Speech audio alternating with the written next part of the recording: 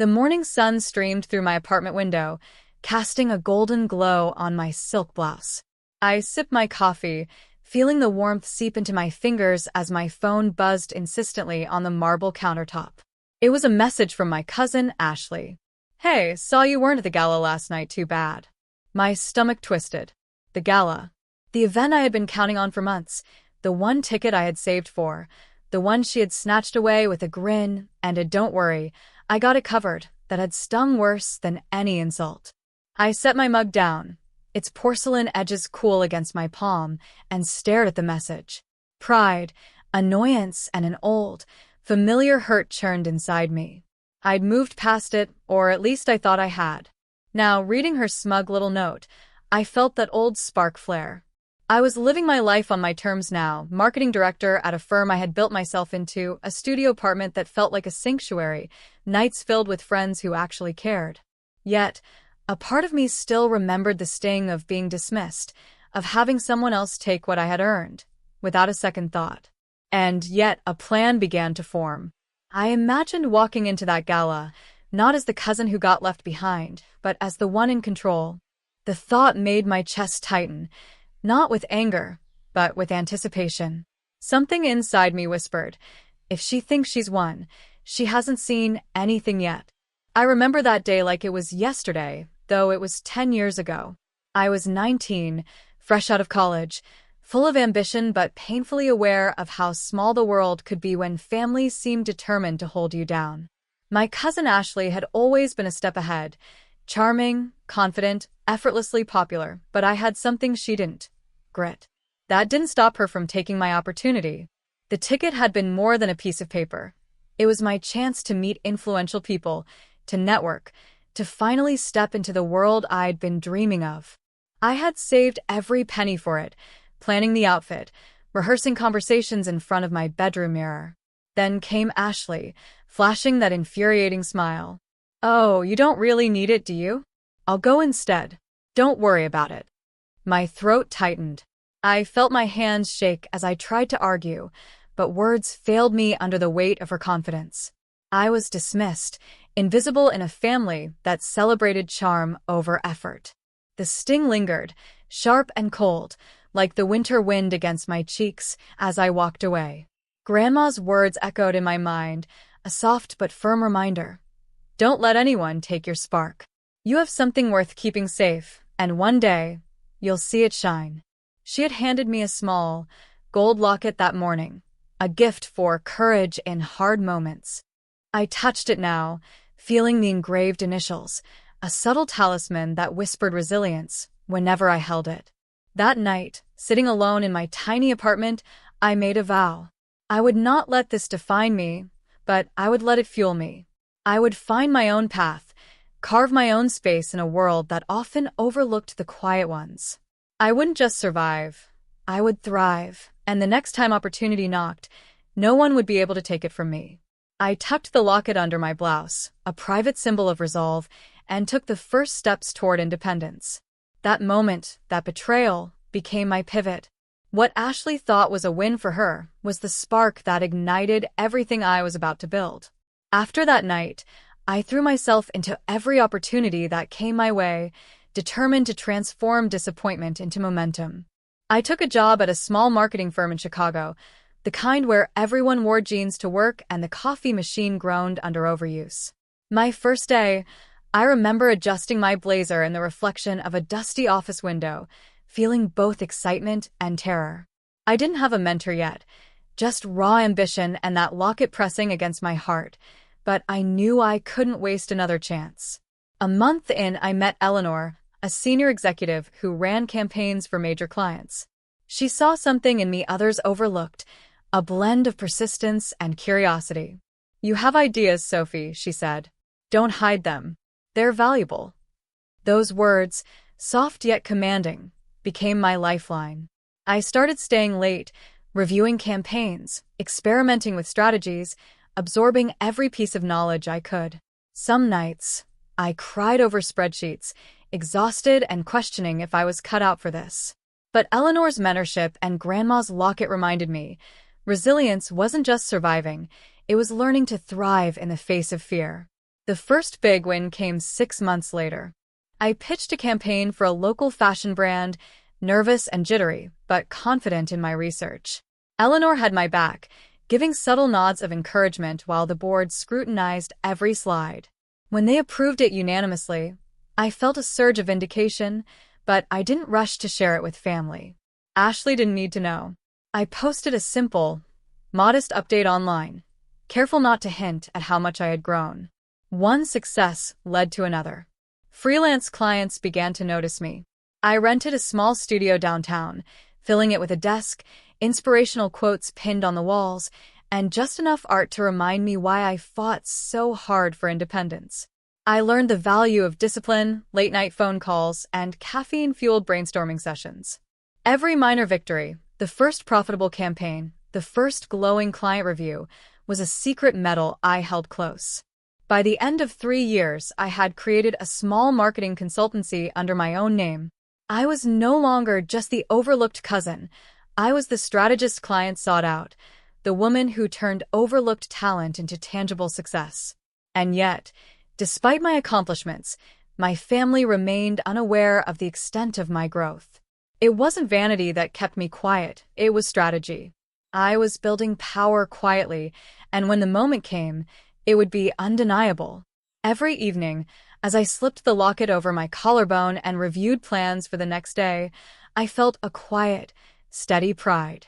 The sting of that stolen ticket had evolved into a driving force. And while Ashley might have thought she'd won back then, she had no idea how far I would go and how carefully I was preparing to show her. The invitation arrived 2 weeks ago. Ashley had somehow scored VIP passes to the very gala she had stolen from me a decade earlier, and in her usual way, she assumed I would be sidelined. But this time, I didn't just plan to attend, I planned to own the room. Walking into the venue, the grand chandelier cast a kaleidoscope of light across the polished marble floor. I adjusted my tailored navy suit, feeling the fabric hug my shoulders and smooth my hair, taking in the carefully curated details around me, contemporary art lining the walls, soft amber lighting, and a hum of conversation among people who, until now, had only been names on my networking list. My heart beat with anticipation, but also with calm authority. I had worked too long, too hard, to feel anything less than poised. And there she was, Ashley, radiant as ever in a sequin dress, chatting animatedly with a group of influencers. She didn't see me at first, or maybe she chose not to. I watched the flicker of recognition cross her face when our eyes met, a subtle shift from smugness to curiosity. I let the moment linger. People noticed me too, stopping mid-conversation, tilting their heads in acknowledgement. It wasn't just the confidence in my stance or the crisp power in my smile. It was everything I represented: competence, achievement, and independence. The crowd's murmurs felt like waves, and I rode them effortlessly, knowing the impact of every detail, my carefully chosen words, the locket resting beneath my blouse as a private reminder of my journey, the subtle scent of jasmine that trailed behind me. Finally, I approached Ashley. Her smile faltered slightly. "Sophie, I didn't expect to see you here," she said, a hint of nervousness in her tone. "I know," I replied, letting my gaze sweep over the familiar room, the gala she had claimed as her victory. "But I didn't just come. I bought the event." Her eyes widened, and she took a half step back. "Wait, you what?" I gestured to the surrounding space, the sponsor logos, the curated guest list, the stage where speeches would be made. Every detail, from the catering to the lighting to the seating arrangements. It's all under my name now. The ticket you took from me years ago? Consider this my answer. For a moment, the world felt suspended. People around us began to realize what had happened, their eyes flicking between us as whispers rippled through the crowd. Ashley's face turned pale, her usual confidence replaced by disbelief and shame. I could almost hear the mental calculations running through her mind. The lost opportunity, the decades of misjudgment, the sheer audacity she had underestimated in me. And yet, I felt no malice. Just satisfaction, a serene assertion of my growth and power. I had arrived, not to humiliate, but to reclaim what was mine, and in doing so, to finally step fully into the woman I had always been destined to become. As I moved through the gala, shaking hands, exchanging warm smiles, and accepting congratulations from people I had long admired, I felt a deep, steady pride. Every late night, every rejection, every quiet, secret victory had led to this. The ticket, once a symbol of what I had lost, had transformed into a testament of what I had earned. The room had settled into an almost tangible tension as Ashley and a few close family members processed the revelation. I could see the wheels turning in their minds, questions, excuses, disbelief, but I didn't rush to speak.